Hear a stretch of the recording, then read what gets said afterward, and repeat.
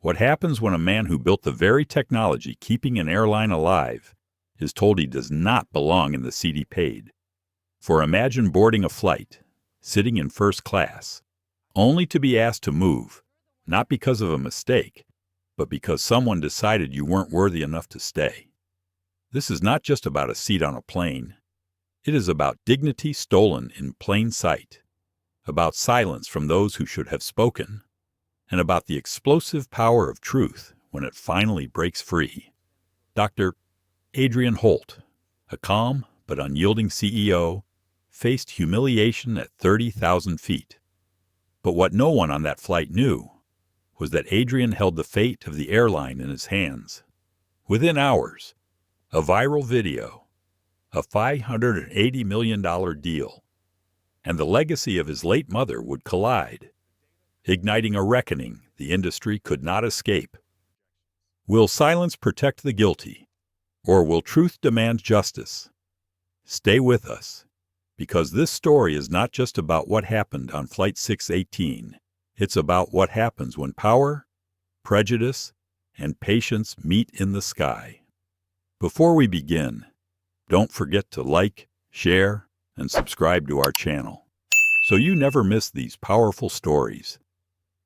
The terminal at JFK buzzed with its usual chaos, rolling suitcases, clicking against tile floors, loudspeaker announcements swallowed by the hum of voices, the smell of coffee drifting from kiosks as people rushed to their gates. Dr. Adrian Holt walked with quiet confidence toward Gate 42, ticket in hand, his eyes calm but focused. He was dressed simply: dark jeans, a gray blazer, and sneakers. To most, he looked like any frequent traveler, perhaps a consultant or mid-level executive. No one guessed that the man with the steady stride and soft leather carry-on was the CEO of Holt Dynamics, a company whose aerospace technologies powered nearly half the commercial jets flying in the United States. He approached the boarding lane for Aurora Airways Flight 618, a red-eye bound for Los Angeles. His seat was 1A, the coveted front left corner of first class. He had chosen it deliberately, not just for legroom or status, but because his mother used to whisper when she cleaned aircraft cabins that 1A was the throne seat. For her, a black woman who had scrubbed tray tables and vacuumed carpets at airports to make ends meet, that seat symbolized a world her son might one day belong to. And tonight, Adrian carried that legacy with him like a quiet flame. The priority lane parted as Adrian handed his boarding pass to the gate agent. The scanner beeped, green light confirming his seat. He thanked her softly and walked down the jet bridge. The air grew cooler as he stepped into the fuselage, the familiar scent of recirculated air and plastic mingling with faint perfume from other passengers already seated. He nodded politely as he passed rows of seats until he reached the gleaming first-class cabin. Seat 1A was waiting for him. He placed his carry-on in the overhead bin, slid into the wide leather seat, and exhaled. The hum of the air vents above blended with distant voices. For a moment, there was peace. Then it began. A woman in a crisp Navy uniform, Chief Flight Attendant Claire Donovan, stopped by his row. Her smile was tight, rehearsed, but her eyes carried impatience.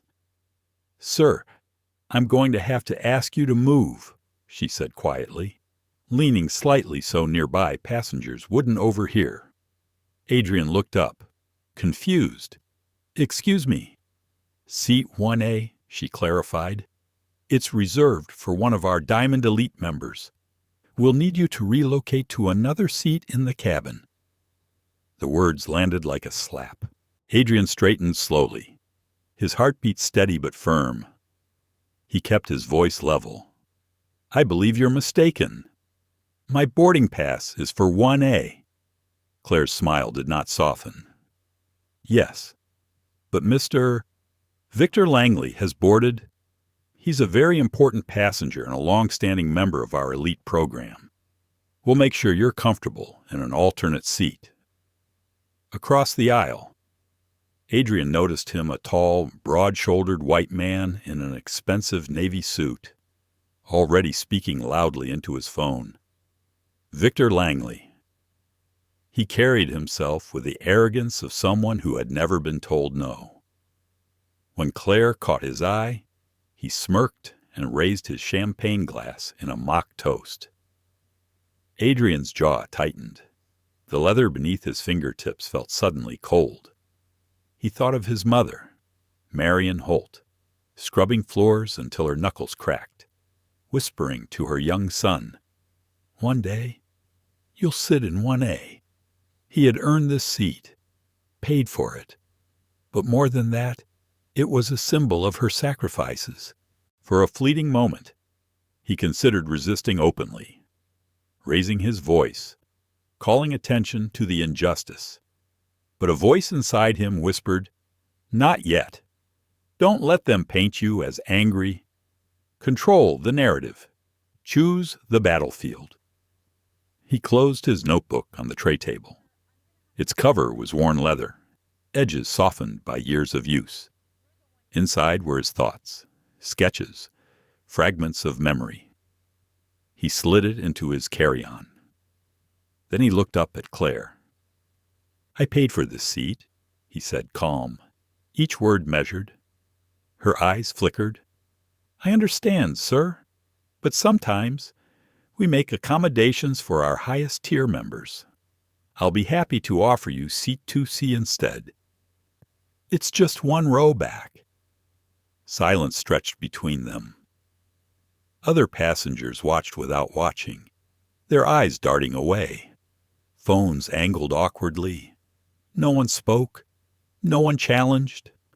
Their silence felt louder than the engine starting up beneath the cabin floor. Adrian breathed in slowly.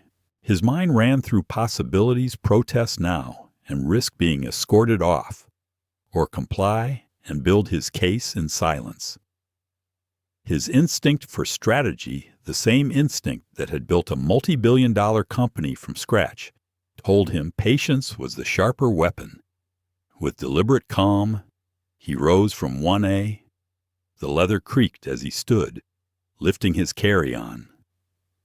He stepped aside as Claire gestured toward the approaching Victor Langley. Victor brushed past him without a glance, sliding into 1A with the entitlement of a king reclaiming a throne.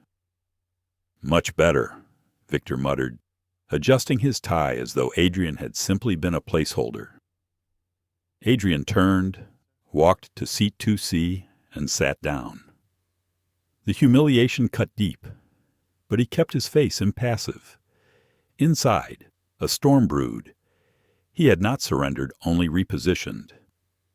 He began noting every detail, Claire's exact words, Victor's smirk, the hushed murmurs of passengers. His memory captured it all.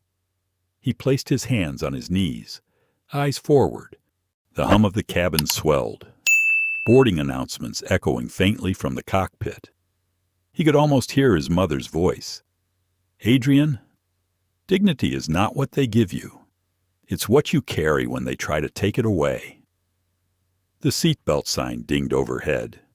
Adrian leaned back in 2C, his expression unreadable. They thought they had won. But the truth was, the game had only just begun. The cabin settled into a tense quiet after the exchange. The crew bustled about, greeting new arrivals with the kind of surface-level cheer that felt almost hollow after what had just happened. Adrian Holt sat in seat 2C, hands resting on his thighs, posture controlled. On the outside, he looked serene, but beneath that calm surface, every second stretched longer than the last. He had felt humiliation before. A man of color moving through corporate boardrooms, airports, and gala dinners carried memories like scars invisible to most eyes. But this felt different, not because it was louder or harsher, if anything. It was the opposite. It was the suffocating quiet, the way people chose to look down at their phones or into their glasses of wine, rather than acknowledge what had just taken place in front of them. That silence was heavier than Victor Langley's smug smirk. It was the sound of complicity, the sound of people deciding that convenience mattered more than dignity. Adrian turned his gaze toward the window. The runway lights shimmered in the distance, blinking red and white against the darkening sky. His reflection stared back at him faintly in the glass, composed, unflinching, though inside his chest the air burned. He asked himself the question that always came in moments like these. Do I fight now? Do I force them to confront this ugliness in real time? The temptation was strong. A raised voice, a clear refusal. A refusal to be moved could have exposed the injustice instantly. But he had learned through hard lessons that righteous anger was easily reframed by those who did not wish to see the truth. One outburst, and the story would be spun into unruly passenger, stripped of context, reduced to noise. No, not now. The battlefield had to be chosen with care. He shifted slightly in his seat, his mind tracing back through decades. He remembered being 12, walking through this very airport with his mother Marian after one of her late cleaning shifts. They had paused at a gate where a first-class cabin was visible through the open jet bridge door. She had pointed toward the front row, her hands still raw from chemicals, her uniform smudged with grease and polish. "Someday," she whispered, "you'll sit right there. Adrian. Seat 1A. Remember that. Not because of luxury, but because you belong where they say you don't." Those words had carried him through college, through the endless nights building Holt Dynamics from a single rented office, into a titan of aerospace innovation. Every contract, every design, every late-night calculation had been infused with her faith. Tonight, being removed from that seat cut deeper than any insult, because it was not just his seat, it was hers, too, from 1A. Victor chuckled at something on his phone. He leaned back, legs stretched out arrogantly. Claire Donovan hovered near him, her tone deferential, offering him another glass of champagne before takeoff. Adrian watched the exchange silently. It was not anger alone that surged through him, but clarity. This was not just one man's arrogance or one flight attendant's bias. It was the structure, the culture, the unspoken rules that said some people were worth more than others. Adrian reached into the pocket of his blazer and pulled out his phone. He opened the encrypted app his engineers at Holt Dynamics had built for him, something originally designed for internal whistleblowing. Tonight, it would serve another purpose. He logged a quick entry: Aurora Airways Flight 618, forced removal from paid seat 1A for Diamond Elite passenger Victor Langley. Documented by Chief Attendant Claire Donovan. He saved it, not to explode immediately, but to preserve truth. Around him, other passengers kept their silence. The man in 3B pretended to type an email, though his screen glowed with the same news app headline for several minutes. The woman in 2A sipped ginger ale, her eyes darting nervously before she turned toward the window. Each one knew what had happened. None would speak. Adrian felt the ache of loneliness press against him. He wondered how many times his mother had felt this same sting. Mopping a floor while travelers hurried past her without a glance, he had thought success would shield him, that money and titles would change the equation. Yet here he was, stripped of the seat he had rightfully purchased, his dignity questioned as if his presence alone needed justification. He closed his eyes briefly. A wave of self-doubt whispered, "Maybe I should have spoken. Maybe silence is cowardice. What if they never face accountability? What if the world remains blind unless someone shouts?" But then another thought rose, steadier. His entire career had been built on strategy, not impulse. He had navigated acquisitions, survived hostile boards, defended patents worth billions. Each time, he had chosen patience over rashness, precision over explosion. Why should this be different? Patience. Record. Build the case. Strike once. Make it count. The announcement crackled overhead cabin crew. Prepare for departure. The cabin dimmed, lights softening. Adrian opened his notebook. On the first page, he wrote in neat script Seat 1A removed. Silence of witnesses noted. Strategy in progress. He underlined the last phrase twice. As the plane pushed back from the gate, he let his mind wander to the projects waiting for him in Los Angeles, the $580 million contract proposal Aurora Airways desperately needed. The systems his company had developed that could redefine aviation efficiency. The irony wasn't lost on him. The same airline that now humiliated him in public was banking its future on his technology. A quiet voice inside him said, "Hold your fire. They don't realize yet who you are. That ignorance will be their undoing." He looked again at Victor in 1A, already closing his eyes with a self-satisfied sigh, as though the world itself had bent to accommodate him. Adrian felt no envy, only resolve. He let his mind drift once more to Marian. She had always said silence could be powerful if it carried dignity. She had endured years of being overlooked, ignored, and belittled, yet she had raised him with unshakable strength. He remembered the way she hummed old hymns while scrubbing stubborn stains, her voice steady even when her body ached. That memory steadied him now. He whispered to himself, almost inaudible beneath the roar of the engines, "Dignity is not theirs to give or take. It is mine to carry."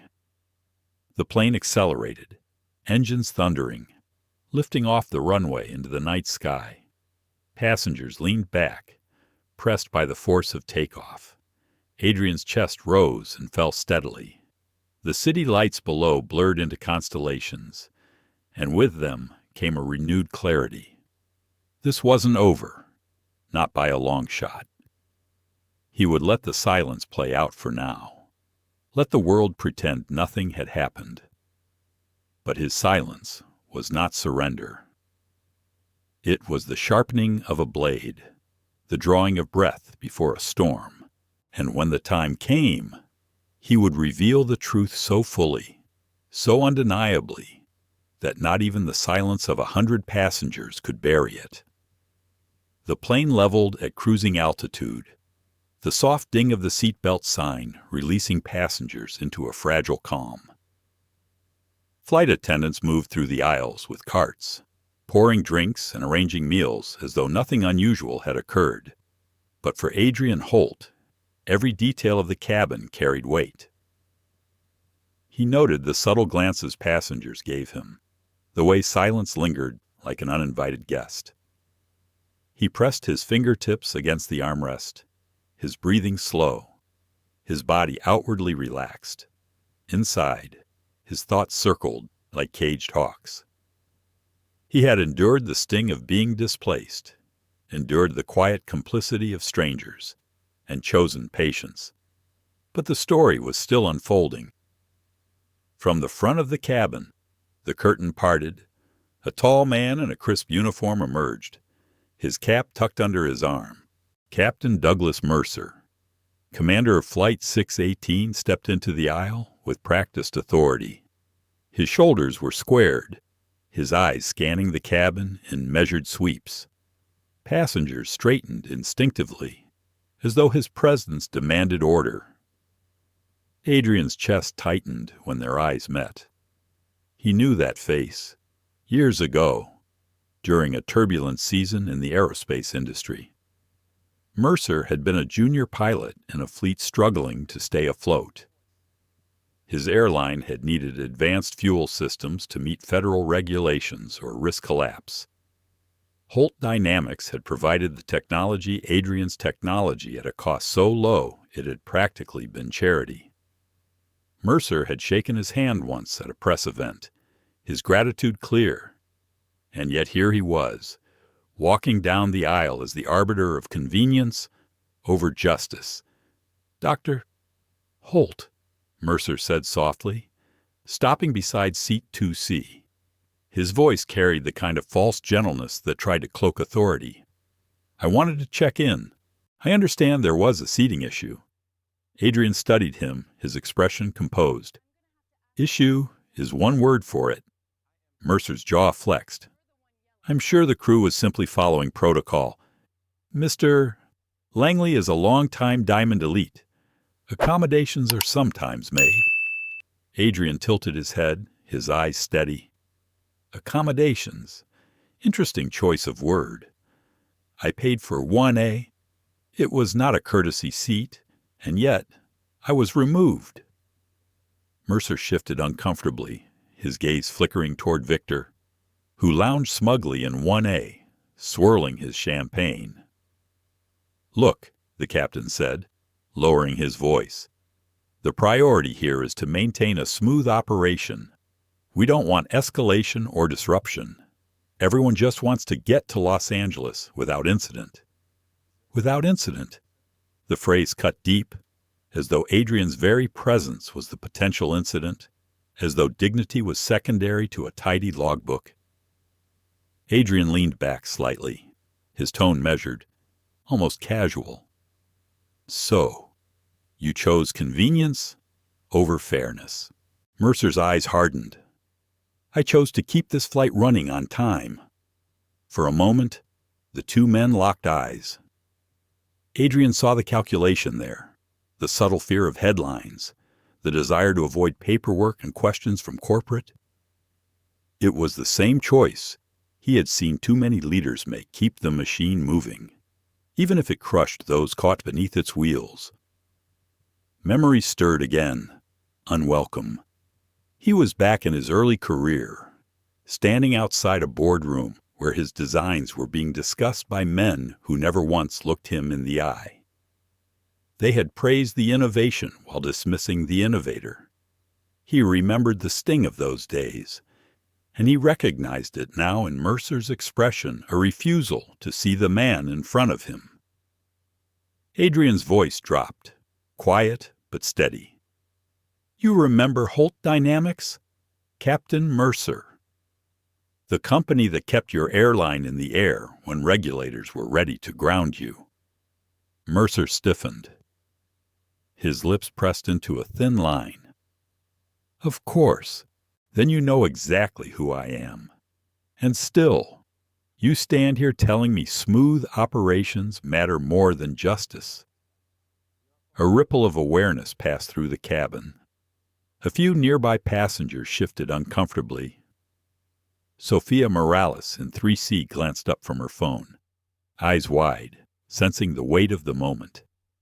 Mercer's composure faltered for just a second, but he recovered quickly. "This isn't personal. Dr. Holt. It's about procedure, about ensuring order." Adrian studied him, then nodded slowly. "No, Captain, it is very personal. And someday you may realize that choosing convenience over dignity carries consequences." The captain's throat bobbed as he swallowed.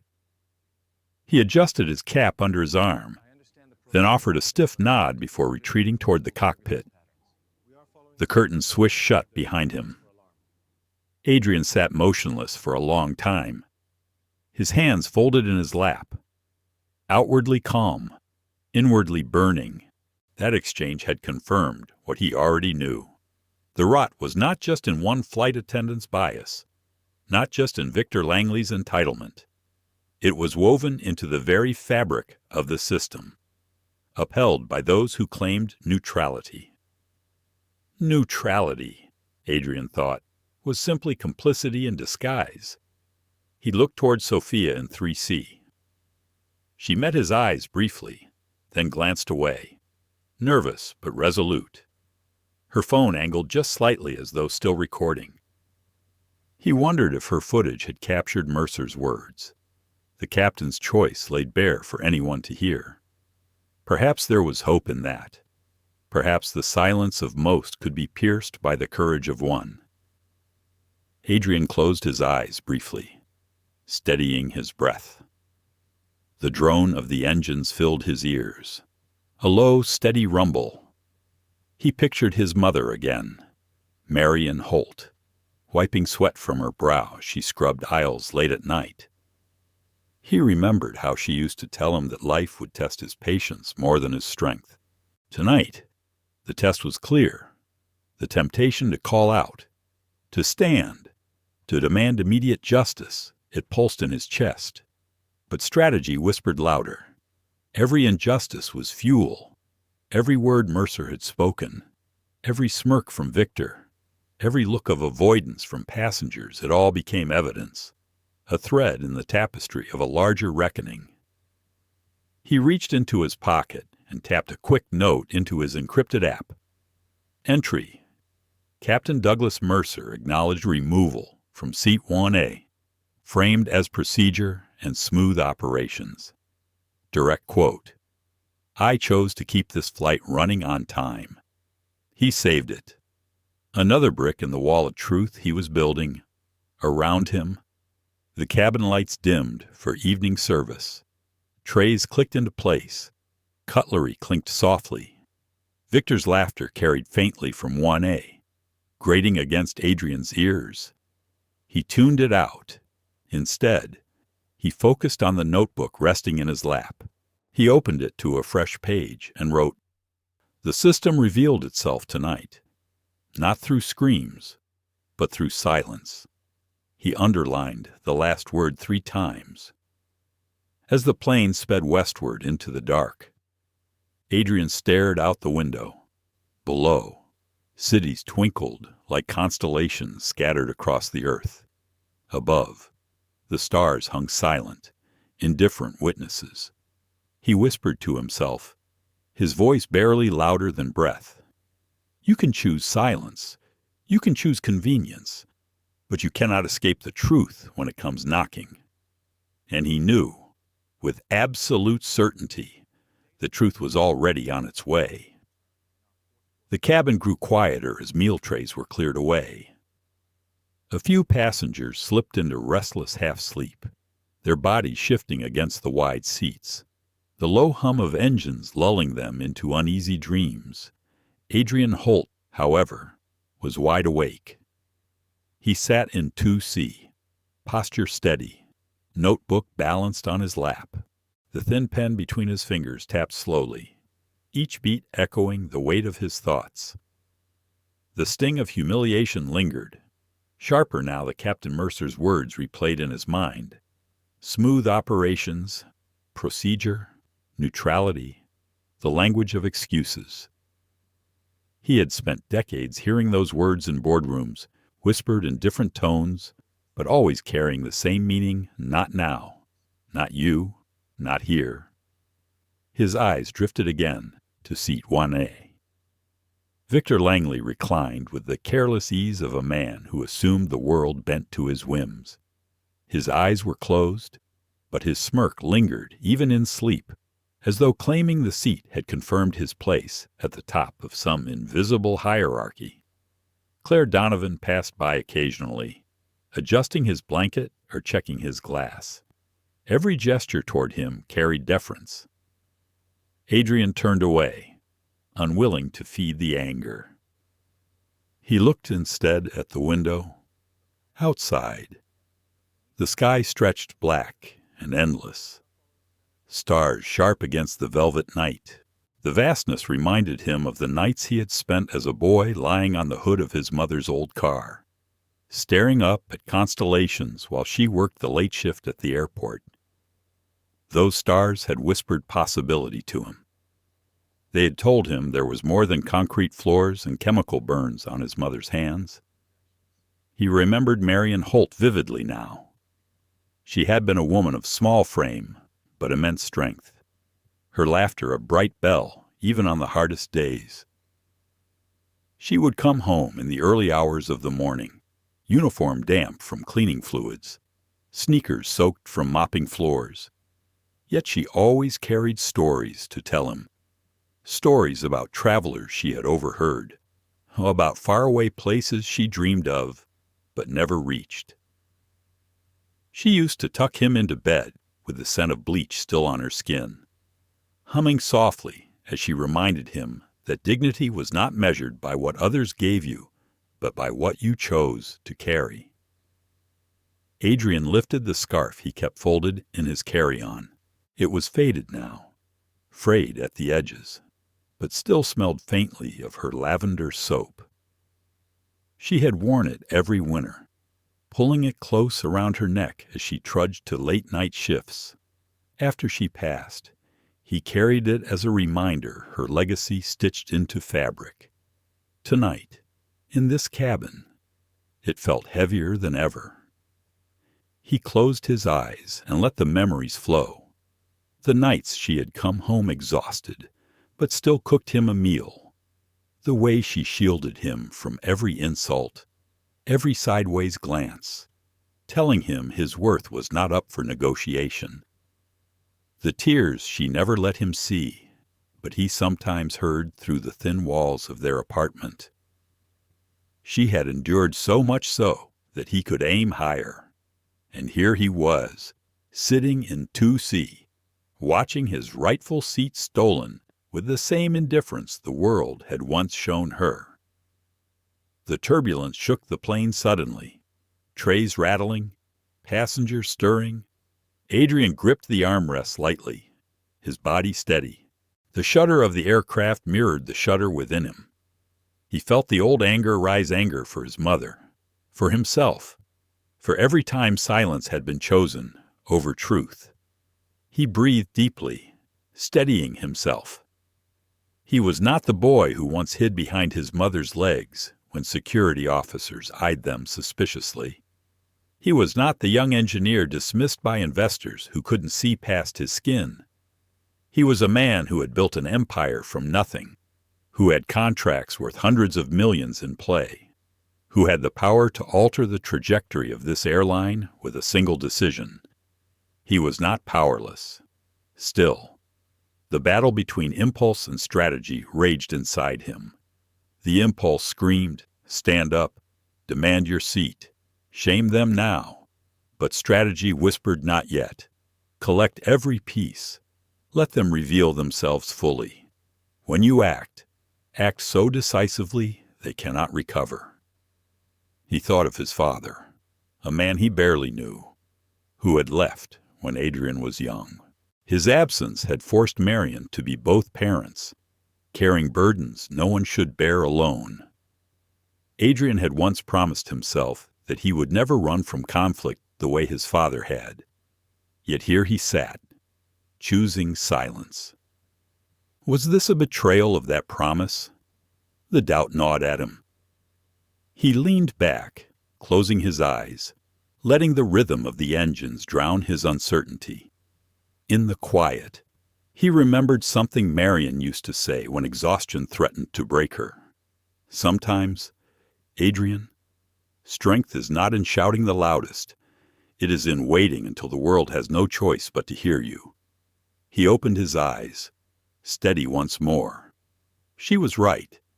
His silence tonight was not weakness. It was positioning. It was the gathering of momentum before the strike. Sophia Morales in 3C shifted slightly, her phone glowing faintly. Adrian caught the movement and saw the camera lens angled subtly. She was still recording. That courage gave him a flicker of hope. Perhaps not everyone would remain silent. Perhaps someone else, too, understood the truth had to be captured before it was erased. The plane rocked again with turbulence. Glasses clinked. Overhead bins rattled. Victor stirred in 1A, muttering in annoyance, then settled back down. Claire Donovan steadied herself against a seat, her eyes flicking briefly to Adrian. She looked away quickly, as though avoiding something she didn't want to see. Adrian wrote in his notebook, "Turbulence in air, turbulence in soul. Both will pass, but both leave marks." He tapped the pen against the page, staring at the words. His burden tonight was not only his own humiliation, it was the echo of generations who had been told to move, to step aside, to wait their turn. His seat stolen was not just one man's insult.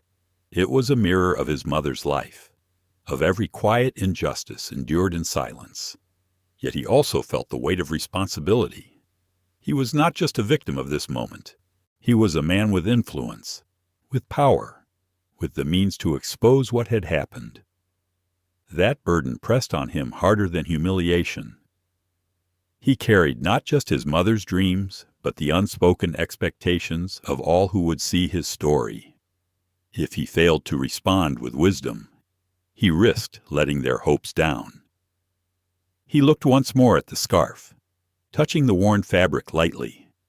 Marian's voice seemed to echo in the hum of the engines. "Be patient. Adrian, be precise. Be unyielding in dignity." The turbulence smoothed out, the cabin returning to calm. Adrian's heartbeat steadied with it. He closed his notebook gently, placed the scarf back into his bag, and leaned back against the leather seat.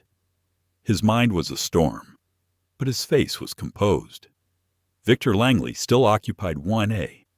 Claire Donovan still moved about as though nothing wrong had occurred. Captain Mercer still sat in the cockpit, believing he had preserved order. The other passengers still kept their silence, but Adrian knew the truth. He knew the burden he carried was not meant to crush him, but to propel him.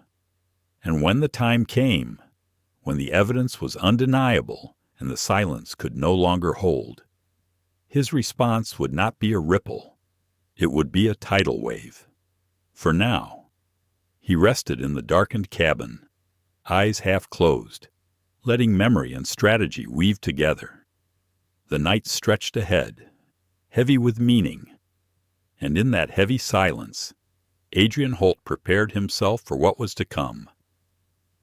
The hum of the engines became a steady lullaby, wrapping the cabin in half-silence.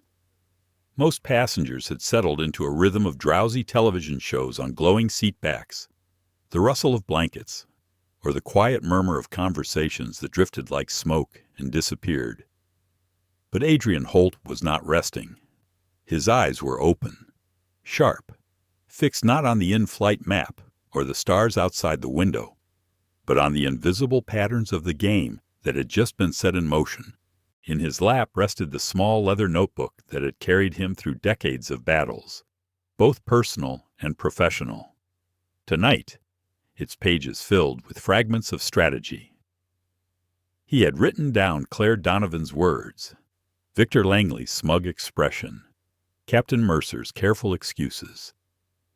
He had even noted the silence of those around him, a silence he intended to turn into evidence as damning as any spoken insult. But the notebook was only the surface. Beneath it, hidden in plain sight, was his phone. On it ran Sentinel, the encrypted platform Holt Dynamics had developed for employees who feared retaliation when reporting internal misconduct. It was designed to capture data, timestamp it, and route it securely to independent archives where it could not be erased or tampered with. Adrian had always imagined it as a tool for others. Tonight, he would use it himself.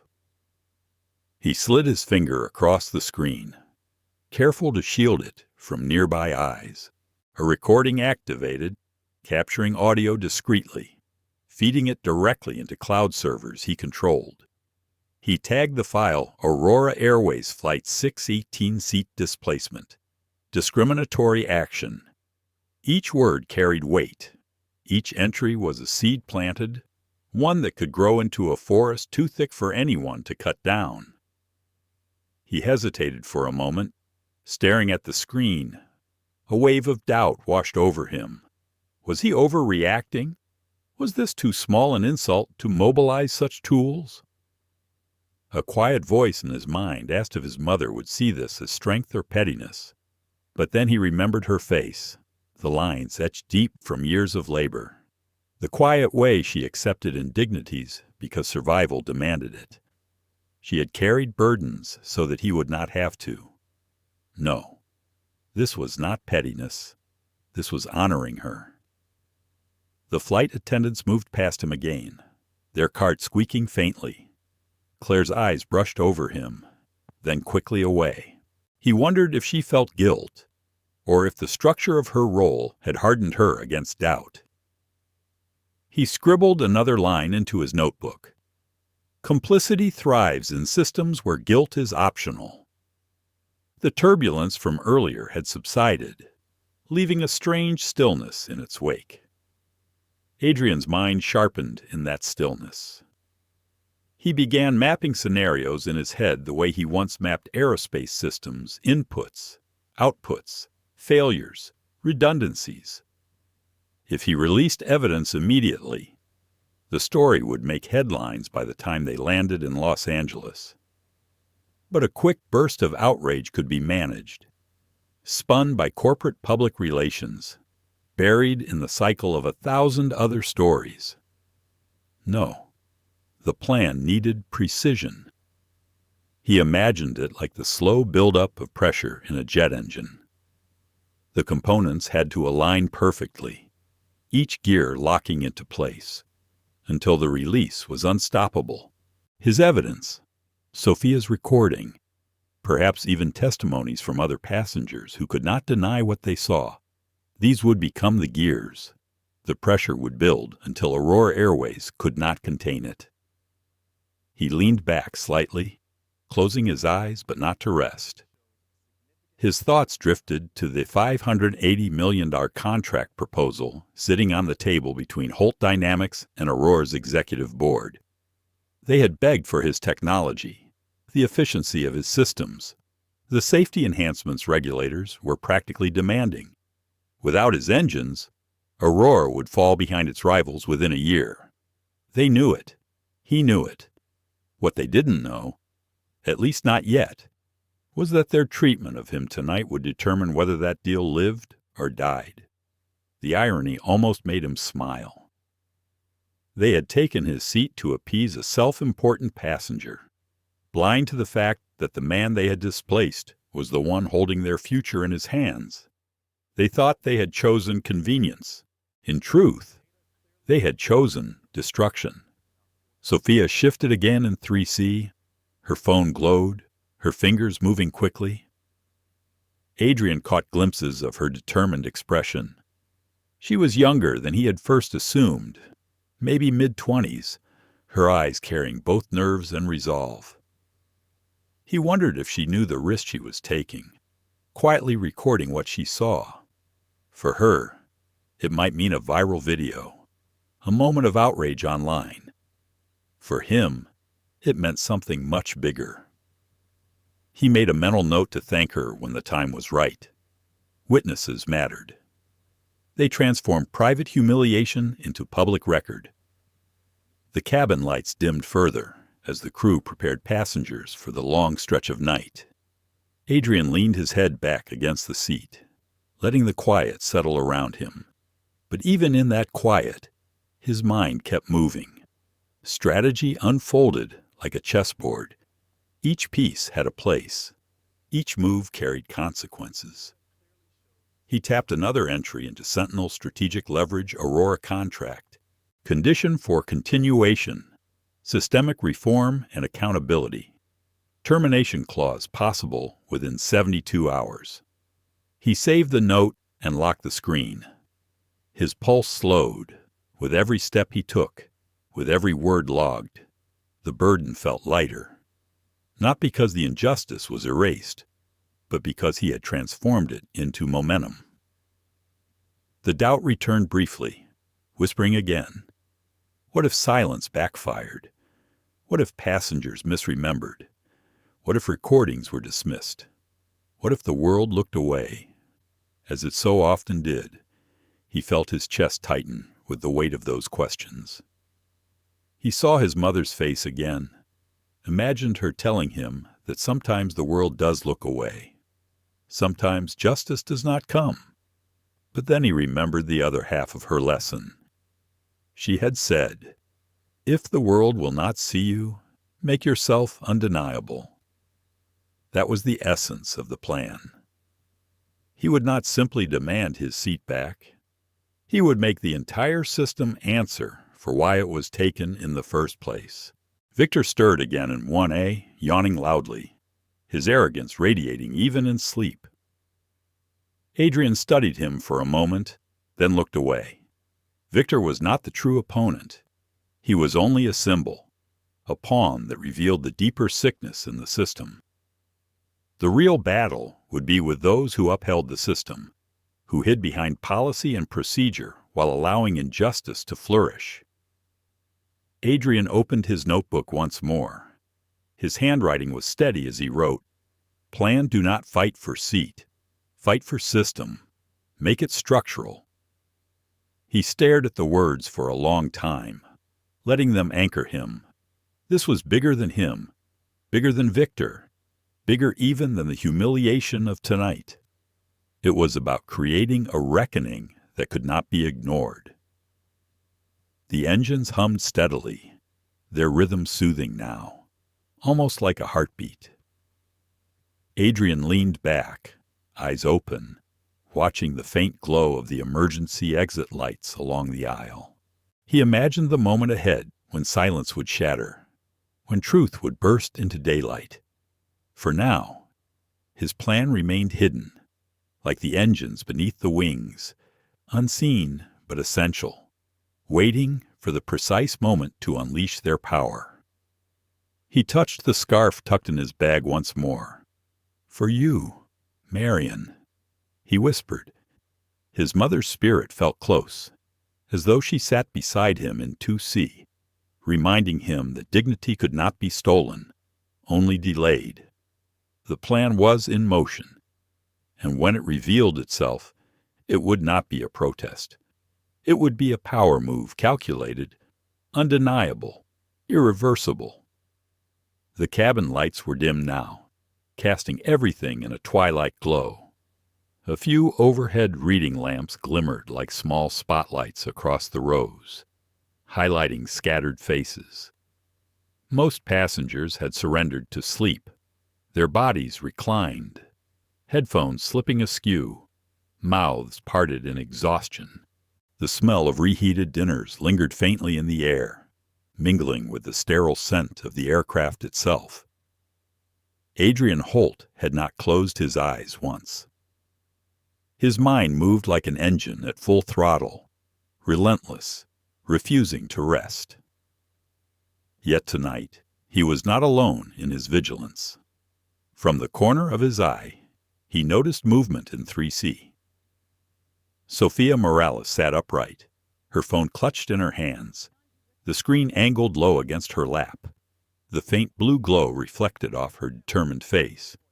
She wasn't mindlessly scrolling or passing time. She was recording. Adrian knew the posture too well, the way her thumb hovered to pause or save, the way her body shielded the device from wandering eyes. Her courage struck him. She was so young, maybe 24 or 25, still carrying the freshness of someone just starting their professional life. Her clothes were simple, but neat: a gray sweater, black jeans, a pair of white sneakers that looked scuffed from long days of use. She could have been invisible, just another student traveling home. But she had chosen to be visible tonight, to bear witness when so many others turned away. Adrian adjusted slightly in his seat, as though stretching. Their eyes met briefly. Sophia didn't look away. For a second, he saw both nerves and resolve in her gaze, as if she was terrified yet unwilling to stop. He gave the slightest nod, an acknowledgement, a silent thank you. Her lips pressed together, and she returned the gesture, subtle, almost imperceptible. In that small exchange, an alliance was forged. Sophia shifted again, typing quickly with her free hand. Adrian caught glimpses of her screen hashtags, fragments of sentences, the start of a story that would not remain confined to this cabin. He thought of how many times change had begun with a single person holding up a lens, refusing to let truth dissolve into silence. But he also felt a pang of guilt. Should it have been him, not her, who took the first visible stand? Was he relying too heavily on others to reveal the injustice he had endured? His instinct for patience argued that she was proof of strategy at work, that truth was multiplying. Yet part of him, the part still burning from humiliation, wondered if he had asked too much of himself in waiting. He closed his eyes for a moment, breathing deeply. His mother's voice returned again, soft but steady. Sometimes strength is not in the shout, but in the echo. Perhaps Sophia was that echo. Claire Donovan walked past again, her professional smile as rigid as ever, checking rows with mechanical precision. When she glanced at Sophia, her brow furrowed slightly. She slowed, eyes narrowing. Sophia quickly lowered her phone, pretending to adjust her blanket. Adrian's pulse quickened. If Claire confiscated the phone or reported her, the most crucial thread of truth might be lost. But Claire moved on, perhaps deciding it was not worth the confrontation. Adrian exhaled slowly, the tension easing but not fading. He wrote another note in his book, Courage in 3C, protect her if needed. The engines droned steadily, a background that seemed eternal. Adrian's gaze returned to Victor Langley in 1A. The man had reclined fully, a mask over his eyes now. His arrogance settled into sleep. He had no idea that a young woman behind him was capturing the evidence that might unravel everything. Adrian leaned slightly toward the aisle, lowering his voice just enough for Sophia to hear when she glanced up again. "Keep it safe," he whispered. His tone carried weight, not urgency, but encouragement. She blinked, then nodded quickly. Her fingers tightened on the phone. For a moment, Adrian allowed himself to imagine the chain reaction already forming. Sophia's recording uploaded to her cloud, shared on social media, spreading faster than Aurora Airways could control. The narrative would shift from isolated humiliation to a story the world could not ignore. And when it collided with his leverage, the $580 million contract, the outcome would be unstoppable. Still, he could not let himself drift into fantasies. Strategy required patience and discipline. He scribbled another line into his notebook. Evidence multiplied, system unraveling. His mind flickered back to Marian again. She used to tell him that no one changes the world alone. Even the strongest voices need someone to carry their words farther. He smiled faintly at the thought. Sophia might be the one carrying his mother's echo, amplifying it into the modern world. But then came the darker thought. What if the airline tried to silence her? What if security at LAX confiscated her phone, erased her files, intimidated her into silence? The possibility churned his stomach. He considered introducing himself to her more directly, offering protection through his name and influence. But timing mattered. Revealing too soon might backfire, might draw unwanted attention before the right moment. So instead, he simply resolved if anyone threatened her, he would intervene. His silence would end instantly. Protecting her courage was as vital as protecting his own dignity. Hours passed slowly. The cabin remained cloaked in dimness, a world suspended between time zones. Adrian dozed briefly, but never fully. Each time he opened his eyes, Sophia was there, vigilant, her phone clutched tight. She was not just recording injustice, she was guarding it, ensuring it lived beyond the walls of this plane. He imagined her story. A law student, perhaps on her way to a moot court competition or an internship interview. Someone who had studied justice in theory, but was now witnessing its absence in practice. This night might shape her forever. He hoped it did, as dawn began to touch the horizon outside, a faint line of light spreading across the dark. Adrian felt a renewed sense of calm. The hidden plan he had set in motion was no longer his alone. Oh, it lived in Sophia's device, in her courage, in the eyes of at least one witness who refused silence. He touched the scarf in his bag again, whispering into the quiet, "You're not alone, Marian. Not this time." She saw. The engines roared softly as the aircraft cut through the morning sky, somewhere over the Midwest, as passengers stirred awake and rubbed sleep from their eyes. Adrian felt something shift inside him. Burden was transforming into resolve, humiliation into momentum, silence into strategy. And sitting just behind him, Sophia Morales held the proof that the world would soon see. The night deepened as Aurora Airways Flight 618 crossed into the heart of the country.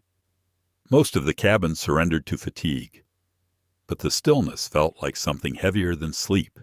It was the kind of quiet where unspoken truths hovered like smoke, too thick to ignore, yet no one dared to wave them away. Adrian Holt sat in 2C with his eyes half closed, but rest was impossible. His body was tired. His shoulders ached from hours of stillness, yet his mind refused to slow.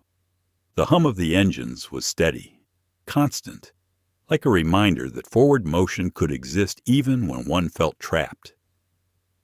He thought of it as a metaphor life pressing forward regardless of turbulence, dignity pushing onward despite insult. The dim glow of the cabin lights reflected faintly against the curved walls, giving the space an almost dreamlike quality. The window beside Adrian revealed nothing but blackness, broken occasionally by a scatter of stars above the horizon. He tried to focus on those points of light, to imagine each one as a beacon, but the darkness seemed to swallow them faster than his hope could hold them. Victor Langley remained sprawled in 1A, head tilted back, mouth slightly open in the easy sleep of a man untroubled by conscience. His blanket had slipped down, exposing a gleaming watch on his wrist. Even in sleep, he seemed to radiate entitlement, as though the seat molded itself around him, eager to serve. Claire Donovan checked on him twice during the night, tucking the blanket back gently, offering a smile as if he were royalty. Not once did her eyes drift toward Adrian. He was invisible again, as though pushed to the edges of her vision. Adrian wrote slowly in his notebook, the scratch of the pen loud in the quiet, sentence by sentence.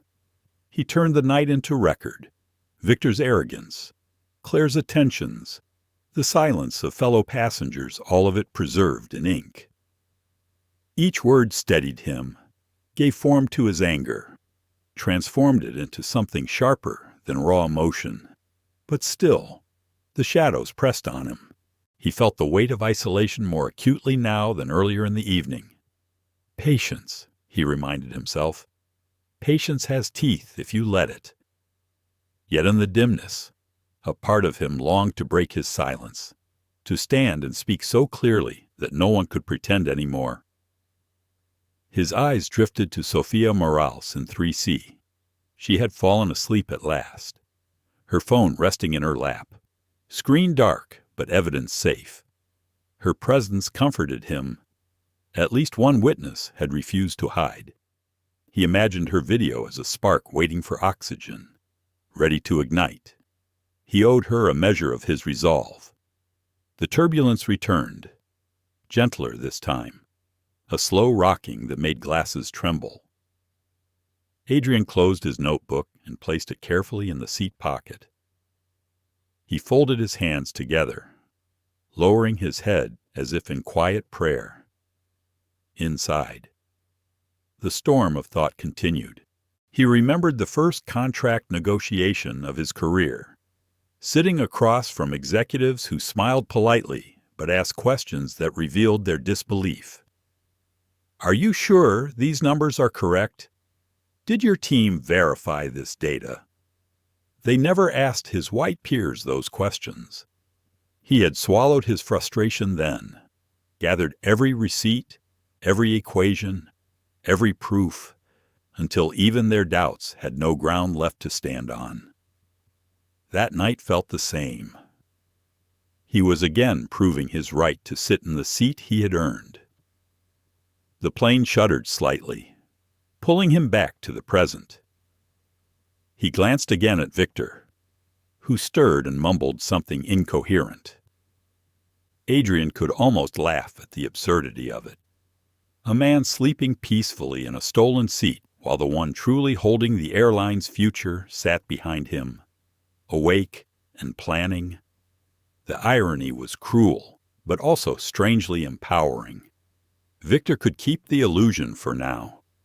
In time, illusions always collapse. He touched the scarf folded in his bag, brushing the fabric between his fingers. The memory of Marian Holt rose again, her voice low and steady, telling him that dignity sometimes hides in silence until the world is forced to notice. He felt her presence like an anchor, keeping him steady while shadows pressed in. The hours stretched. Flight attendants whispered in the galley, their voices muffled, but carrying notes of boredom and gossip. The faint hiss of the air system filled the silence between. Adrian closed his eyes briefly, and in the darkness behind his lids, he saw two futures. In one, nothing changed. The incident passed, buried by excuses, lost to indifference. In the other, the evidence spread like fire, the truth undeniable, the system exposed. Which path unfolded depended not just on him, but on timing, precision, and courage. When he opened his eyes again, dawn was still distant. The cabin remained dim, passengers cocooned in their sleep. He leaned forward slightly, elbows resting on his knees, and whispered to himself so quietly only he could hear, "You will not bury me in shadows. I will carry the light." His voice steadied him. His heart slowed. Strategy held firm. He knew the moment of revelation had not yet come, but the night had given him something equally valuable: clarity. The shadows tested him, but they also sharpened him, forced him to look inward and confront both doubt and fear. The seatbelt sign lit briefly as the aircraft passed through another patch of rough air. The bump jostled Victor enough to make him curse under his breath, tugging his blanket higher. Adrian remained steady, his body aligned with the sway, his mind anchored deeper. He wrote again in his notebook, "The night is long, but dawn is inevitable." As he set the pen down, he looked once more toward Sophia. She stirred in her sleep, adjusting her blanket, her phone slipping deeper into her lap. He knew her recording waited, silent but powerful, like his own hidden plan. Together, their quiet acts of resistance formed a chain. When the light came, it would not be one voice rising, it would be many. The shadows of the flight held him still, but not silent. His silence was alive now, alive with memory, alive with purpose, alive with the promise of a reckoning that could not be delayed forever. And so he sat, eyes open against the dark, carrying the burden and the strategy, waiting for the horizon to split with light. The hours stretched into the faint edge of dawn. A thin gray line crept along the horizon outside the window, dissolving the heavy blackness of night. The cabin stirred as light touched the sky. Shades rattled as passengers peeked out, blinking against the glow. The announcement came overhead, the captain's voice firm but weary. "Ladies and gentlemen, we have begun our initial descent into Los Angeles. Local time is 6:42 a.m." Adrian Holt straightened in his seat. His muscles were stiff, his mind sharp despite the sleepless night. The storm within him had not faded. If anything, it had crystallized. He touched the scarf once more, a grounding gesture, then placed it carefully back in his bag. The game he had played silently all night was approaching a turning point. Victor Langley yawned dramatically in 1A, stretching as though he had conquered the night simply by sleeping through it. His smug smile returned as he adjusted his suit jacket. He caught Adrian's eye briefly, not with apology, but with casual dismissal, as though he still believed Adrian's presence was a mistake that had been corrected. Claire Donovan hurried to his side, checking his belt and offering a glass of water, her deference unshaken. Adrian remained calm, his eyes steady. He had no need to engage. The truth was no longer confined to his memory or his notes. The truth lived in the evidence he had recorded, in the files preserved on secure servers, and in the phone of Sophia Morales sitting just behind him in 3C. Sophia looked exhausted but resolute. Her eyes were red from lack of sleep, yet her grip on her phone was tighter than ever. When their gazes met, she gave him a small nod. Adrian responded with the same. They both knew what was at stake now. The descent shook the aircraft with brief turbulence. The cabin buzzed with the low chatter of passengers preparing for arrival. Overhead bins opened and closed as people adjusted bags. But beneath the ordinary rhythm of landing, Adrian felt the weight of exposure pressing closer. The system that had humiliated him was about to face light it could not dim. The plane touched down with a heavy thud, tires screeching briefly against the runway, before settling into a steady roll. Applause broke out from a few passengers, quickly fading into awkward silence. The captain's voice returned, announcing their taxi to the gate. Adrian watched Victor unbuckle quickly, grabbing his phone and jacket, ready to exit first as if the world itself had reserved space for him. Claire hovered near him, preparing to escort him off like an honored guest. The image burned into Adrian's mind, arrogance rewarded, dignity dismissed. But then he looked back at Sophia. Her phone was already in her hand, her screen glowing. Adrian could see the video she had cued Claire removing him from 1A. Victor sliding in smugly, the captain's soft excuse of smooth operations. The soundless footage alone told a story, but with her captions and words, it would roar louder than any announcement from the cockpit. The seatbelt sign went dark. Passengers rose, stretching, reaching for luggage. The aisle filled with impatience.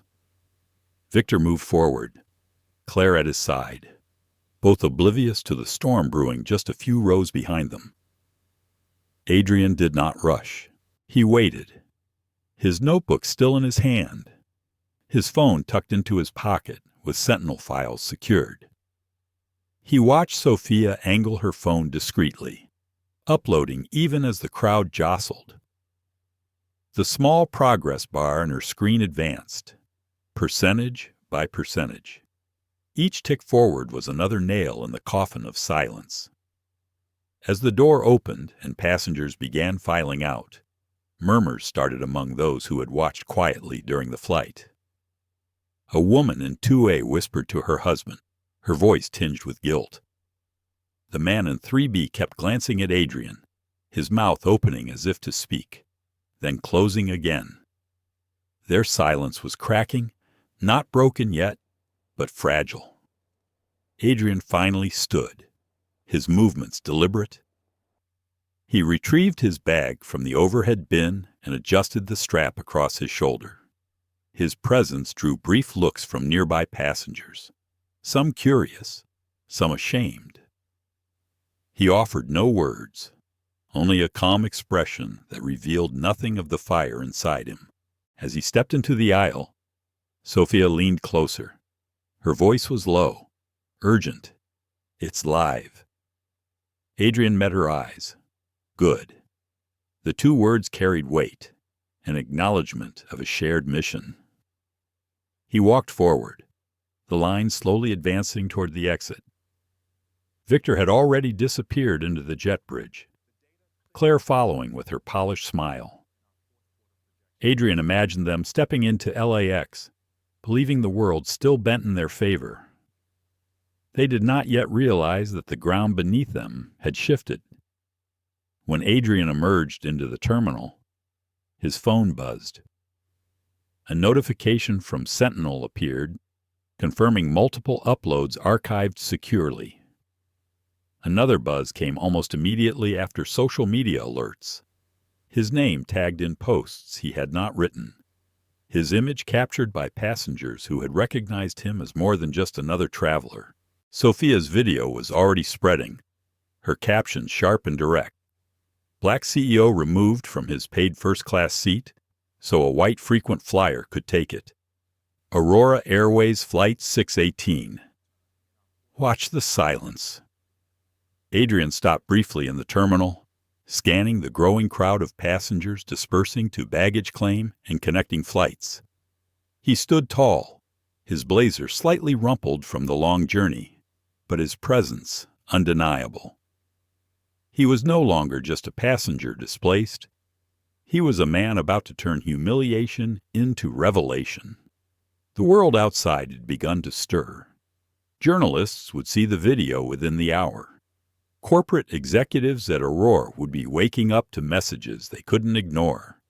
His own team at Holt Dynamics would soon recognize the leverage that had fallen into their hands, and Adrian Holt knew exactly how to use it. For now, he walked with steady steps toward the arrivals hall, the scarf in his bag, his notebook under his arm, and strategy burning like fire in his chest. The exposure had begun, and nothing could stop it now. By the time Adrian Holt reached the baggage claim area, his phone was vibrating nonstop. Messages stacked one after another, emails flagged urgent, notifications streaming across the screen. He could already sense the ripple spreading outward from Sophia Morales' video. The internet moved quickly, and what had begun as an act of arrogance in a dark cabin was now traveling the world at the speed of light. He walked through the terminal with calm precision. Other passengers passed by in the familiar rush of early morning arrivals, but Adrian carried himself differently, shoulders squared, expression composed. He knew eyes were on him. A few people whispered as they recognized his face, not just from the video, but from headlines and business magazines. Holt Dynamics was no small name. As he exited into the cool Los Angeles air, his driver, Marcus Grant, was already waiting at the curb. Marcus opened the door of the black sedan without a word, his eyes flicking to the phone in Adrian's hand as if to confirm what he already suspected. Inside the car, Adrian pulled up the video. It had been posted less than an hour ago, and already the view count surged past 500,000. The caption Sophia had written struck like a blade. Paid seats stolen. Silence of passengers louder than the engines. Watch how dignity is dismissed. The comments filled with outrage, with disbelief, with recognition from those who had lived similar moments of erasure. His phone buzzed again, this time with a direct call. Rachel Lynn, his chief of staff at Holt Dynamics, spoke before he could even greet her. Adrian, it's everywhere. CNN, Bloomberg, local outlets, hashtags trending. Aurora Airways hasn't issued a statement yet, but they're cornered. We have the board meeting with their executives at 10. Do you want to postpone? Adrian's voice was calm, deliberate. No. We move forward. Today? The car carried him through Los Angeles traffic, each mile a countdown to confrontation. He thought again of Captain Mercer's words, of Claire Donovan's compliance, of Victor Langley's smug grin. They would all become part of the reckoning, not as individuals alone, but as proof of a culture that had thrived too long unchecked. At precisely 10 o'clock, Adrian entered Aurora Airways glass headquarters in Century City. The lobby gleamed with polished marble and chrome, but beneath the surface shine, he sensed cracks forming. Employees huddled near screens, whispers passing like static. They had seen the video. They knew what was coming. In the executive conference room, Harold Stratton, Aurora's CEO, sat at the head of the long table. His face was pale, his hands folded tightly, betraying the pressure he faced. Around him sat senior leaders, legal counsel, communications, operations, finance. Their eyes shifted uneasily as Adrian took his seat at the opposite end, Rachel at his side. The silence hung heavy until Harold finally spoke. "Dr. Holt, thank you for coming. I realize this morning has escalated unexpectedly." Adrian leaned forward slightly, his voice calm but edged with steel. "Unexpectedly, Harold. Your staff removed me from my paid seat to accommodate a white frequent flyer. Your captain justified it as procedure. Your crew treated silence as policy. What's unexpected is that you didn't anticipate the world would see it." Murmurs rippled around the table. The communications director shifted uncomfortably, glancing at Harold as if begging for direction. Harold cleared his throat. "We regret what happened. It was a mistake, and we intend to investigate fully. But surely, Dr. Holt, we can separate one incident from the contract discussions we've been having." Adrian cut him off, his tone unwavering. "No, we cannot separate them. Your future rests on Holt Dynamics technology, and after what happened, you are not negotiating from strength. You are negotiating for survival." The room fell into stunned silence. Adrian let the weight of his words settle before continuing. "This isn't just about me. It's about every passenger who has been told to step aside, every silent witness who looked away, every convenient excuse dressed up as policy. What happened to me is systemic. And if you think I will sign away $500 million of technology while you perpetuate it, you're gravely mistaken." The legal counsel spoke up cautiously. "Dr. Holt, what exactly are you proposing?" Adrian pulled his notebook from his bag and placed it on the table. He opened it to a page covered in neat lines of handwriting. His voice was steady as he read. "First, the immediate termination of the crew members involved, including Chief Attendant Claire Donovan and Captain Douglas Mercer. Second, a public acknowledgement of wrongdoing and an apology not buried in a press release, but delivered live by you, Harold. Third, the establishment of an independent oversight committee for passenger treatment, funded by Aurora but operated autonomously. Fourth, systemic reforms across hiring, training, and reporting, modeled on what Holt Dynamics has already implemented internally. And finally, a $50 million Dignity Fund for underrepresented communities in aviation, administered in my mother's name, Marian Holt." The executives shifted in their chairs, some pale, others visibly frustrated. Harold's jaw clenched. "These demands, they're extensive." Adrian's gaze was sharp. "They're necessary. Without them, the contract is void. You will lose not only Holt Dynamics, but the trust of your passengers, your shareholders, and the regulators who will be watching this unfold." The communications director interjected, desperate. "Dr. Holt, the video is damaging. Yes, but perhaps we can manage the narrative. Frame this as a misunderstanding." Adrian's voice rose, calm but forceful enough to silence the room. "You cannot manage dignity. You cannot spin justice. The world has already seen the truth. The question is whether you will face it or be destroyed by it. The silence that followed was absolute. The executives stared at him, their carefully constructed defenses unraveling. Adrian felt the weight of Marian's scarf in his bag, as though her hand rested on his shoulder. He thought of her words, her lessons, her strength. Tonight's humiliation had become this morning's reckoning. Harold finally exhaled, his voice breaking slightly. "We'll need time to review." Adrian leaned forward, his eyes locking with Harold's. "You have 48 hours. After that, Holt Dynamics will announce the termination of negotiations, and I will personally ensure every regulator, every shareholder, and every passenger knows why." Rachel closed her folder with a sharp snap, punctuating his ultimatum. The meeting ended not with agreement, but with inevitability. Adrian rose, straightening his blazer, his presence commanding even as the executives slumped in defeat. He walked out of the boardroom with Rachel beside him, his steps measured, his resolve unshaken. The reckoning had begun.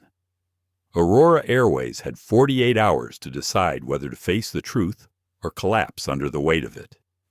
And Adrian Holt knew which way the tide was turning. The glass doors of Aurora Airways headquarters closed behind Adrian Holt, but the echoes of his ultimatum still hung in the air. Outside, Los Angeles buzzed with its usual rhythm cars weaving through traffic, pedestrians rushing with coffee cups, the morning sun climbing higher over steel and glass. Yet for Adrian, the city seemed quieter, as though the world itself was pausing to see what would happen next. His phone was a constant vibration in his pocket. He slid it out and saw a storm of notifications. Sofia Morales' video had exploded past 5 million views, retweeted and reposted by influencers, journalists, activists. Hashtags trended at the top of every platform. #Aurora exposed, #silent seat, Holt v. Zorro. Clips were already appearing on morning news shows, anchors debating the implications with panels of experts. Adrian leaned against the sedan, waiting to take him to his hotel, his eyes scanning the headlines. Black CEO removed for white passenger airline under fire. Aurora Airways faces reckoning after viral video. Will $580 million deal collapse over discrimination? Each headline sharpened his resolve. Rachel Lynn stood beside him, her tablet buzzing with updates. "Adrian, it's everywhere. Shareholders are panicking. Journalists are calling nonstop. We already have 3 regulators requesting comment. Aurora's PR team hasn't said a word. They're frozen." Adrian's gaze was steady. Good. Let the silence indict them further. They climbed into the car, and as the driver pulled away, Rachel scrolled through live footage. News vans were already parking outside Aurora headquarters.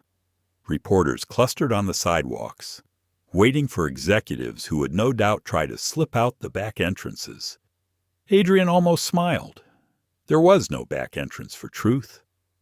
The car glided toward the hotel, but Adrian's mind was not on rest. He opened his notebook again, reviewing the demands he had laid down. Each point was precise, necessary, and unmovable. Terminations, public acknowledgement, oversight, reform, the Dignity Fund in Marian Holt's name. These were not bargaining chips. They were the bare minimum of justice. His phone rang, and this time it was a number he recognized. Harold Stratton's assistant. Adrian let it ring twice before answering. The voice was nervous, brittle. "Dr. Holt, Mr. Stratton is requesting a private call. Just the 2 of you. No board, no staff." Adrian's tone was even. "Tell Mr. Stratton, I don't do private when the issue is public. He has 48 hours. That clock hasn't changed. He ended the call before the assistant could reply. Rachel glanced at him, approval clear in her expression. They're already scrambling. By noon, they'll be begging for terms. Adrian looked out the window at the blur of palm trees and billboards. He thought again of Marian, of how she had endured nights of invisibility. The irony was sharp. A company that had ignored him now faced collapse because the world could no longer ignore what they had done. By the time he reached the hotel, cameras were already waiting. Journalists shouted questions as he stepped out of the car. Dr. Holt, are you terminating the deal? Do you believe Aurora discriminated against you personally? Or is this systemic? What happens if they refuse your demands? Adrian paused at the entrance, turning slightly toward them. His voice was calm, but carried across the crowd. What happened on Flight 618 is bigger than me. It is about every passenger who has been told they don't belong, every silence that has allowed injustice to thrive. Aurora Airways has 48 hours to decide if they will face the truth. Until then, I have nothing further to add. The cameras clicked furiously, the words echoing through microphones. He turned and entered the hotel without looking back. Inside the suite, the blinds half drawn against the morning sun, Adrian finally sat. The exhaustion of the night pressed against him, but he refused to surrender to it. He poured a glass of water and stood at the window, watching the city below. Somewhere, passengers were boarding Aurora flights, oblivious that their airline was teetering on the edge of upheaval. Rachel set her tablet down, her voice steady but urgent. We need to prepare for the possibility they resist. If they dig in, it'll be ugly. Legal battles, PR wars, maybe even attempts to smear your name. Adrian sipped the water slowly, then set the glass aside. Let them try. They'll discover the silence is their only shield, and silence has already betrayed them. The hours passed in a blur of calls, meetings, strategy sessions. His legal team drafted letters to regulators. His communications staff prepared statements. Allies in government and media reached out, offering platforms, amplifying the story. It was no longer just a viral video. It was a reckoning with structure, with policy, with culture. That afternoon, Adrian gave his first live interview, seated in front of cameras. He spoke with the same quiet force that had carried him through boardrooms for decades. He described what had happened in calm detail, never raising his voice, never needing to. He spoke of Marian, of dignity, of silence as complicity. Viewers leaned in, not because he shouted, but because his words cut like truth unvarnished. The clip was replayed endlessly. Analysts called it measured but devastating. One commentator said, "He didn't just hold up a mirror to Aurora Airways, he held up a mirror to the entire industry." By evening, Aurora's stock had plummeted 7%. Shareholders demanded answers. Employees leaked memos of frantic internal emails. Still, Aurora remained officially silent. Adrian sat at the hotel desk, the scarf beside his notebook. He traced the fabric with his fingers, remembering the nights his mother had trudged home exhausted. He whispered softly, "This is for you." The ultimatum was no longer hidden. It was public, undeniable, and counting down. 48 hours remained, and the world was watching. Adrian closed his notebook, leaned back in the chair, and let the weight of it all settle. The humiliation of a stolen seat had transformed into a trial for an entire system. The silence of passengers had become a chorus of outrage, and the name Marian Holt was about to become a banner under which reform would march. The question was no longer whether Aurora would respond. The question was whether they could survive the truth that had already escaped their grasp. The second day dawned heavy with tension. By then, Aurora Airways' silence had become its own confession. News networks replayed Sofia Morales' video on an endless loop, panelists dissecting every frame. Commentators highlighted Claire Donovan's dismissive body language, Captain Mercer's calculated neutrality, the way Victor Langley slid into 1A with practiced entitlement, and they noted the silence of the passengers, a silence that now reverberated louder than words. In his hotel suite, Adrian Holt stood at the window, coffee cooling in his hand. He had not slept much, but his exhaustion was masked by purpose. The city below moved in its usual rhythm, yet Adrian felt the weight of history pressing down. His ultimatum clock ticked toward its end, and still Aurora had not answered. Rachel Lynn entered with her tablet. Her expression carried the mix of urgency and quiet triumph. It's unraveling. Employee forums are flooded. Flight attendants are posting anonymously, admitting similar incidents. Some are even sharing internal memos that show supervisors encouraging deference to preferred passengers. It's systemic. Adrian, you were right. Adrian nodded slowly. It was never about one flight. It never is. His phone buzzed again. This time it was Sophia. Her voice crackled through the line, steady despite fatigue. Mr. Holt, I wanted you to know. They tried to reach me. Someone from Aurora's legal team called this morning. They asked me to take the video down, offered me compensation. I refused. Adrian's jaw tightened. I'm not surprised. Are you safe? Yes. My family is worried. But I'm not backing down. People are writing me, thanking me. I can't undo that. You did more than witness, Adrian said. You gave silence a voice. Stand firm. They can't erase what has already spread. When the call ended, Adrian sat at the desk and opened his notebook. His handwriting remained neat despite the urgency of his thoughts. He wrote, Silence collapses under weight of truth. Witness becomes catalyst. Change becomes inevitable. By late morning, markets delivered their verdict. Aurora's stock had plunged another 10%. Analysts on financial news shows predicted collapse if the airline failed to resolve the crisis within days.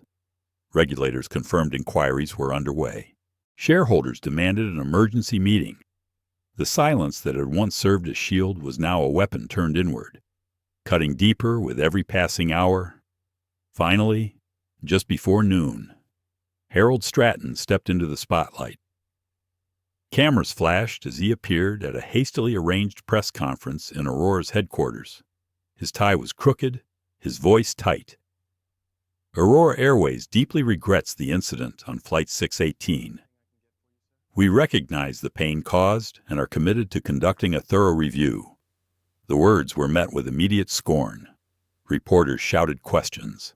Will crew members be terminated? What about the CEO of Holt Dynamics ultimatum? Why did Aurora stay silent for 2 days? Stratton deflected, sweating under the lights. His vague promises falling flat. The performance was too late, too hollow.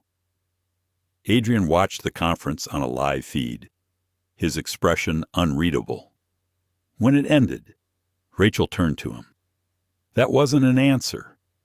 That was a surrender, disguised as words. Adrian closed his notebook.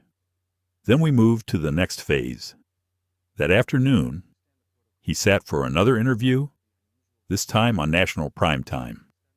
The anchor leaned forward, eyes sharp. Dr. Holt. Aurora issued a statement today. Do you accept it?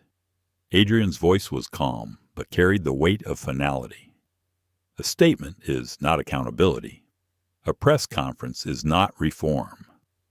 Until Aurora meets the demands I laid out terminations, independent oversight, systemic change, and the establishment of the Marian Holt Dignity Fund, the contract is void. And let me be clear, if they do not act, I will use every resource at my disposal to ensure no passenger forgets what Aurora chose to do. The interview spread like wildfire. Headlines declared Holt rejects Aurora apology. Ultimatum stands. Corporate giant on brink of collapse.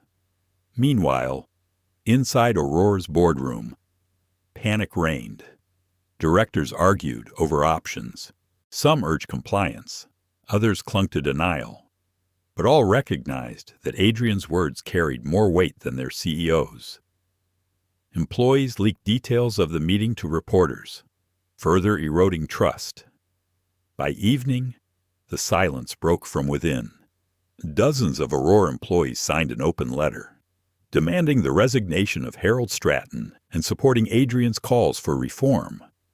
Former passengers added their voices, recounting incidents of discrimination that had been dismissed as misunderstandings. The wall of silence crumbled into a flood of truth.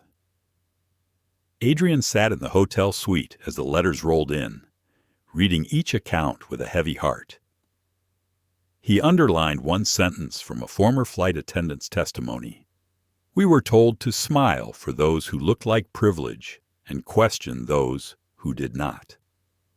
He closed his eyes, remembering his mother's weary face after late shifts. How she had always told him the truth hides behind polished surfaces. Night fell. The city lights blinked alive.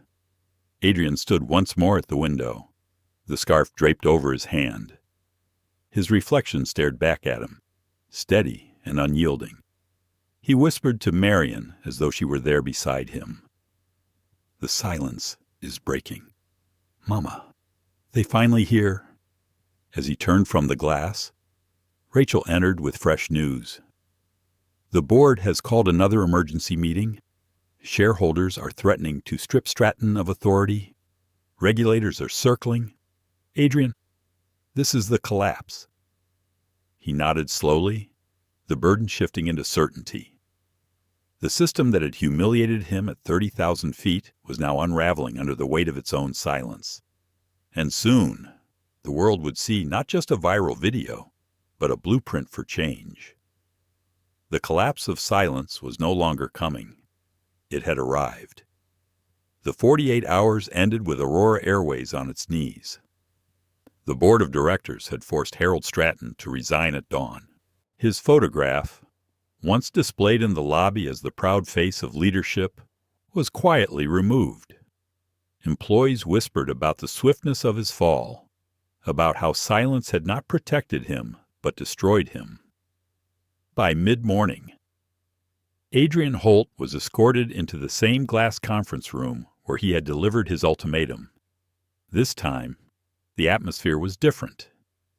The executives looked subdued, their postures stiff, eyes heavy with fatigue. At the head of the table sat interim CEO Margaret O'Connell, a woman known for her bluntness and crisis management. She wasted no time. Dr. Holt, she began, her voice steady but edged with exhaustion. Aurora Airways accepts your terms, effective immediately. Claire Donovan and Captain Douglas Mercer are terminated. A public apology will be issued live within 24 hours, with myself and the board present. We will establish the independent oversight committee you demanded, and we will fund the Marian Holt Dignity Fund in perpetuity with an initial contribution of $50 million. The words hung in the air like the ringing of a bell. Adrian listened without interruption, his expression calm but his eyes unblinking. When she finished, he leaned forward slightly. Understand something, he said, his voice low but carrying through the room. This is not charity. This is not optics. This is survival. If you fail to follow through with even one condition, Holt Dynamics will not only terminate its contract, but ensure every regulator, every shareholder, and every passenger knows that Aurora Airways is incapable of change. Margaret nodded. We understand. Adrian closed his notebook and stood. His presence seemed to fill the room, not with anger, but with a quiet authority that was more unshakable than rage. He left the conference room knowing that what had begun as humiliation had transformed into a structural reckoning. That afternoon, he returned to his hotel, where Rachel waited with Sophia Morales. The young law student looked nervous, her hands fidgeting with her phone, but her eyes shone with determination. Adrian greeted her warmly, offering a chair. "You held your ground," he said. "You refused their pressure. That courage mattered." Sophia shook her head. "I just did what was right. You were the one they humiliated. I only showed people what happened." Adrian smiled faintly. That's what history often is, someone refusing to look away. Rachel handed Sophia a folder. Inside was an offer letter. "Dr. Holt asked me to prepare this," she explained. "It's a fellowship at Holt Dynamics, focused on civil rights in transportation. If you want it, it's yours." Sophia's eyes widened. She looked from Rachel to Adrian, her voice catching, "I don't know what to say." "Say yes when you're ready," Adrian replied gently. "And remember, silence collapses when someone speaks. You spoke." The three of them sat together for a long moment, the weight of shared experience binding them in quiet solidarity. The next day, the public apology unfolded on national television. Margaret O'Connell stood at the podium, flanked by the board, her voice firm and contrite. She admitted the discrimination, acknowledged the systemic failures, and named the reforms being enacted. And for the first time, she spoke Marian Holt's name, pledging the Dignity Fund that would carry her legacy into the future.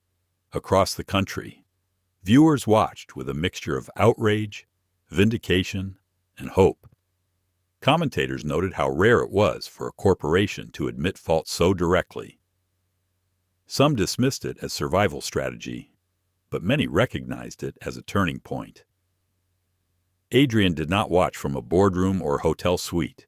He sat in a small community center in South Los Angeles, surrounded by young students from neighborhoods where opportunity often arrived last. He listened with them, letting them see that power could come from patience, that dignity could shape destiny. When Marian's name was spoken, his eyes grew wet, but he did not look away. He wanted the children beside him to see both strength and tenderness, to understand that justice was not abstract, but deeply human. In the weeks that followed, change accelerated. The Oversight Committee began its work, staffed by independent advocates and legal experts. Reports of discrimination were logged, tracked, and addressed with transparency. Aurora's employees attended mandatory training designed not as punishment, but as education. The Marian Holt Dignity Fund launched scholarships for aspiring pilots, engineers, and flight attendants from underrepresented communities. Applications poured in. Aurora's stock, once plummeting, stabilized as shareholders realized reform was not only ethical but profitable. Passengers responded with cautious trust, booking tickets again under the belief that change was possible. The airline had been humbled, and in humility, it found a path forward. Adrian, meanwhile, did not retreat into silence. He spoke at universities, testified before regulators, and wrote op-eds about the intersection of dignity and industry. His voice carried not just the authority of a CEO, but the authenticity of a man who had been told to move, who had chosen not to be erased. One evening, weeks after the ordeal, Adrian returned to his mother's gravesite. The sun had dipped low, painting the sky in shades of orange and purple. He laid the scarf gently on the grass, smoothing it with care. "Mama," he whispered, his voice breaking slightly. "They said your name. They know now. What you carried in silence has become a legacy in light." He stood there for a long time, the breeze soft against his face, the quiet of the cemetery wrapping around him like an embrace. In that moment, the weight lifted. The humiliation of 1A was no longer a wound, but a catalyst, a spark that had burned away silence and left room for something greater. As he walked back to his car, his phone buzzed with a message from Rachel. It was a link to an article, Aurora Airways' New Era: How One Man's Stand Changed an Industry. He read the headline, then slipped the phone into his pocket. Change was never about one man. It was about the voices that joined, the silence that shattered, the legacies that endured. For Adrian Holt, the journey was not over. There would be other fights, other systems to challenge. But for now, he carried with him the memory of Marian, the courage of Sophia, the resilience of Rachel, and the knowledge that even at 30,000 feet, even in the shadows of silence, dignity could not be denied. Dignity is not a seat, and justice is not a press release. What began as a single act of humiliation on a flight became a spark that exposed an entire system. Adrian Holt refused to let silence define him, and because one witness chose to speak, the truth reached millions. Crew members were held accountable, leadership fell, reforms were forced into place, and the name of his mother, Marian Holt, now lives on as a fund for future generations. But this story is not just about one man or one airline. It is about all of us. How many times have we seen injustice and looked away? How often has silence given cover to cruelty? Adrian's journey reminds us that patience can be powerful, but silence can never be permanent. Tonight, let his story stay with you not only as anger against discrimination, but as a call to honor every human being with respect. Because dignity, once denied, can become the very force that transforms the world. If this story moved you, help us share it further. Like this video, share it with others, and subscribe to our channel. Together, we keep these conversations alive and build a community that refuses to look away.